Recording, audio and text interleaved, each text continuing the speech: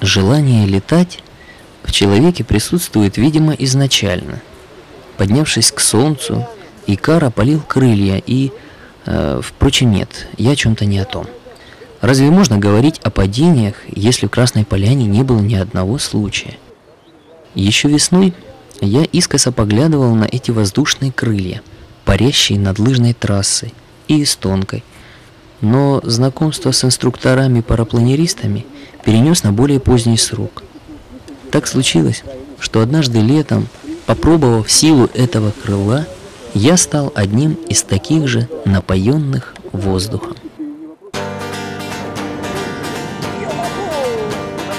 Я хотел бы ветром быть и над землей лететь, к солнцу в снегах.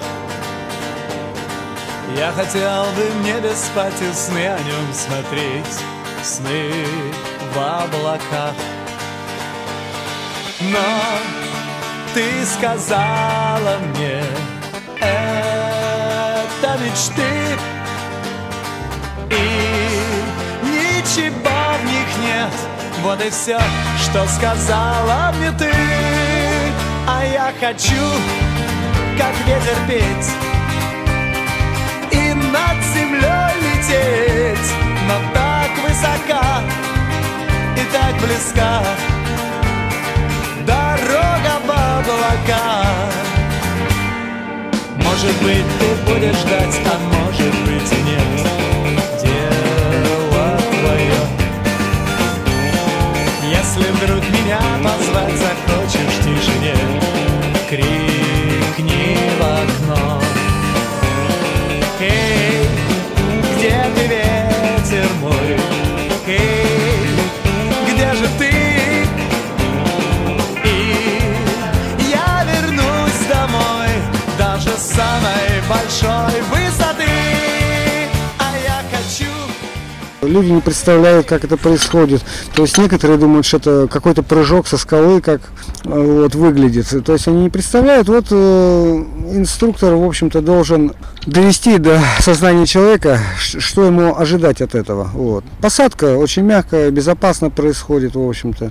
Детей катаем, бабушки с остеопорозом за 70 лет не рассыпаются, в общем-то, на посадках.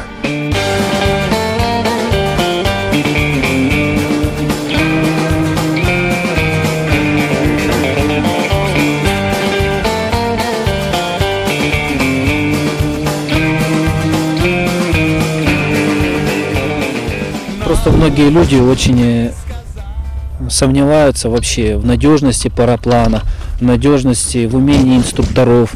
Вот, инструктора довольно опытные очень работают. Парапланы вообще все сертифицированы, вообще-то надежны. Вот. Главное смущение у людей бывает в том, что просто многие не понимают вообще, как это происходит, что просто сразу наотрез отказываются. Страх весь это перед стартом только, во время старта. Это вполне нормальное, естественное ощущение для здорового человека. Вот. Как только стартанули, все страхи проходят.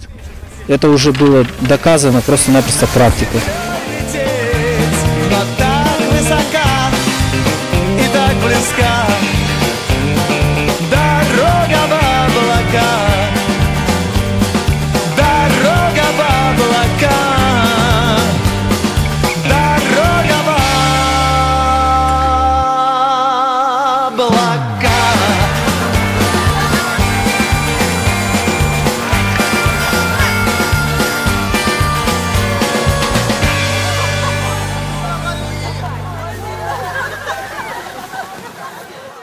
Вообще сама работа, во-первых, то, что она сама доставляет удовольствие.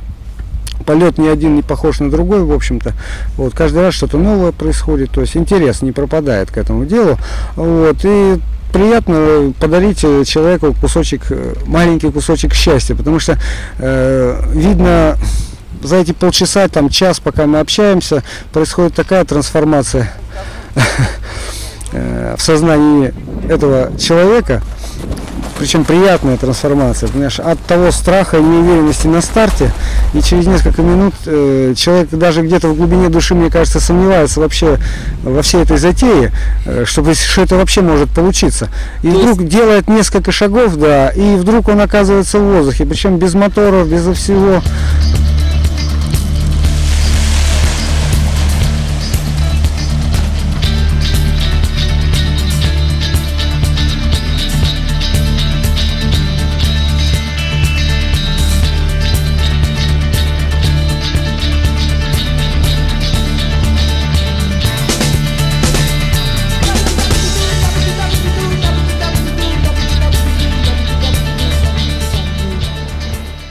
Ни за что держаться не надо, никуда прыгать не надо, ни с какой скалы.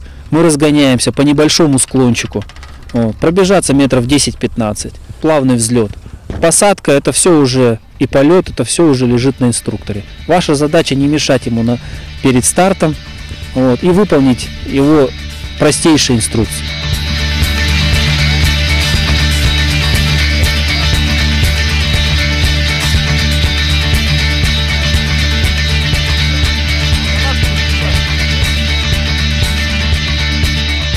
В 9 классе прыгал с парашютом в школе еще, в кружок парашютный. Потом закончил Ярославский учебно-авиационный центр на вертолетах. Потом пошел в армию, 10 лет в армии отлетал на Ми-8. Вот. В Афганистане 2,5 года. А просто в армии прыгал с парашютом, то есть дошел до крыла, до спортивного. И первые полеты, как на параплане, начал делать именно на крыле. На крыле. Я на Чигете начал летать в 89 году на нем. Потом шил себе... Денег не было на покупку такого оборудования. В армии шил себе на кухне параплан, начал на нем летать. Первые пассажиры, дети были мои маленькие. Младший было 4 года, старший 9, тогда вот полетали они у меня первый раз.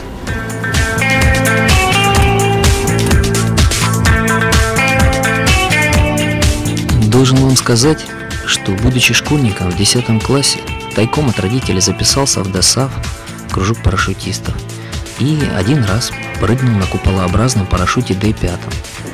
Но, вспоминая те юношеские ощущения, должен добавить, что здесь, на крыле, ощутил настоящий полет. Именно полет, а не спуск.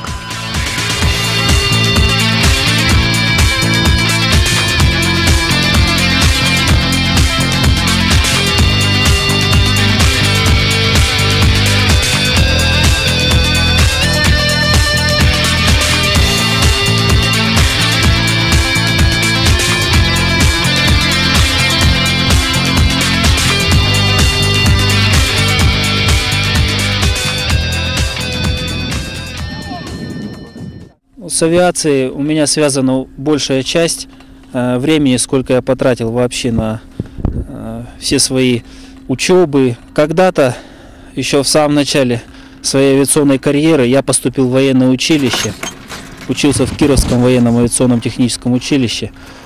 После окончания его проходил службу под Самарой, летал на вертолете на Ми-8 бортинженером. Дослужился до старшего лейтенанта.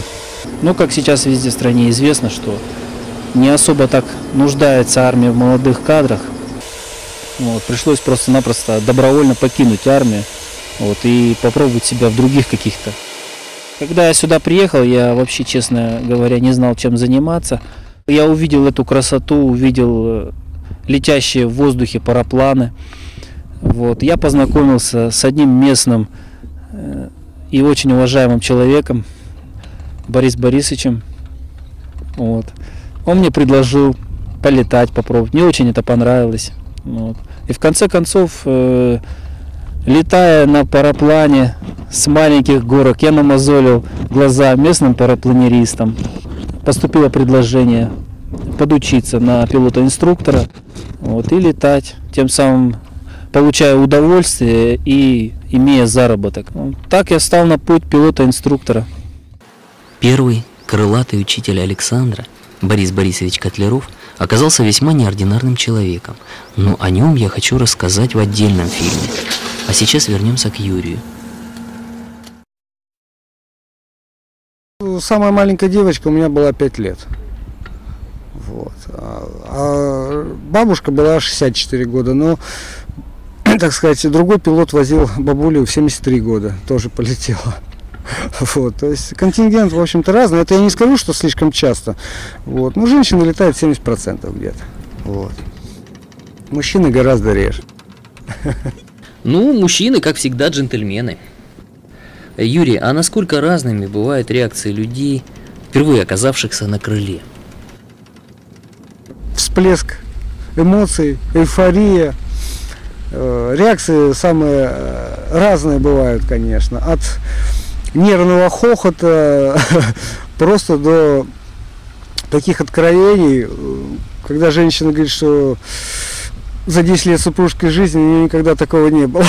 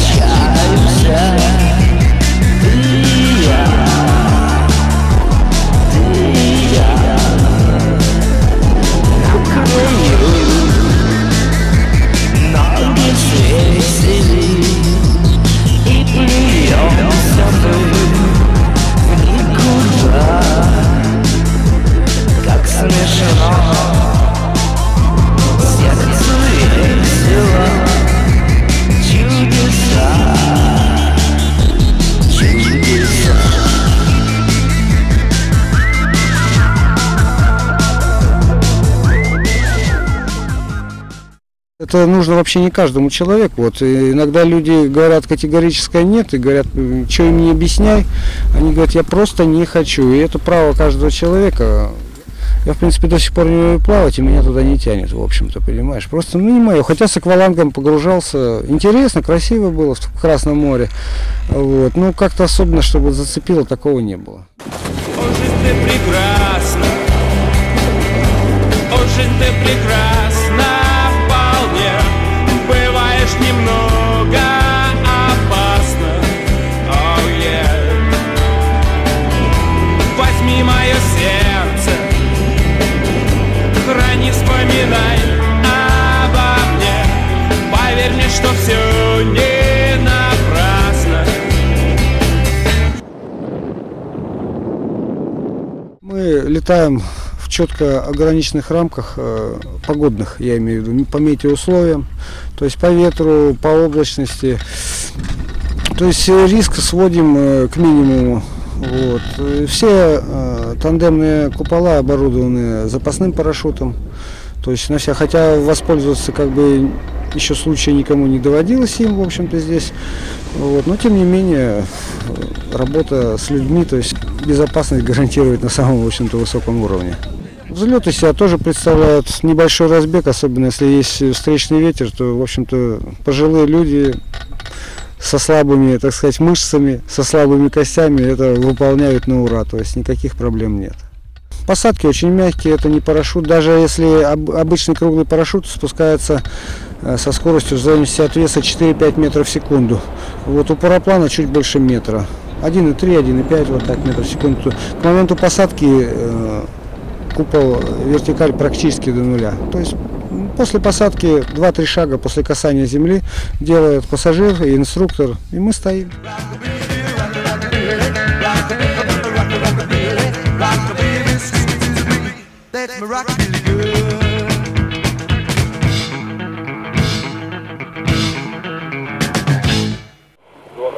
Вот, все очень надежно, ремни там несколько тонн выдерживают на разрыв, то есть порваться ничего не может, в общем-то.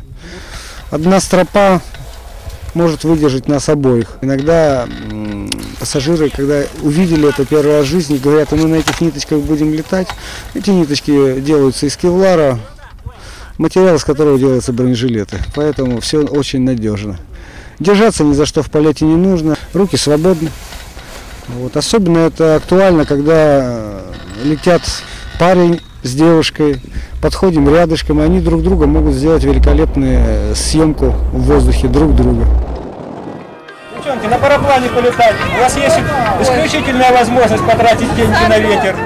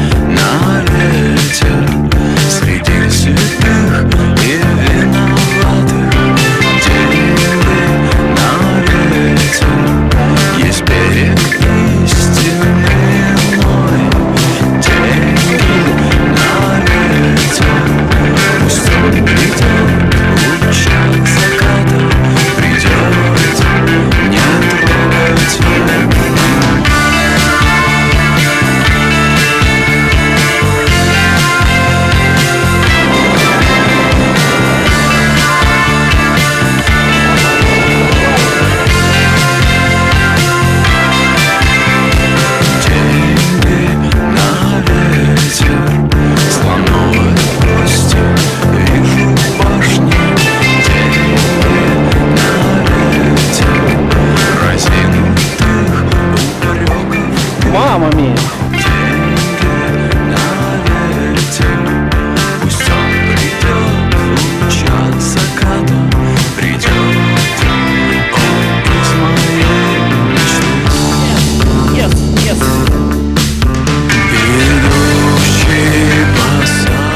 Красота, чистый, прозрачный воздух, а небо синее-пресинее, с необыкновенно ярким солнцем, и вокруг разноцветные купола парапланов. Они в небе надо мной, подо мной и потерявшие упругость внизу на площадке. И если бы вот так спускаться весь день, первое, что пришло на ум, душа ликовала. На ветер, так на ветер, он того стоит.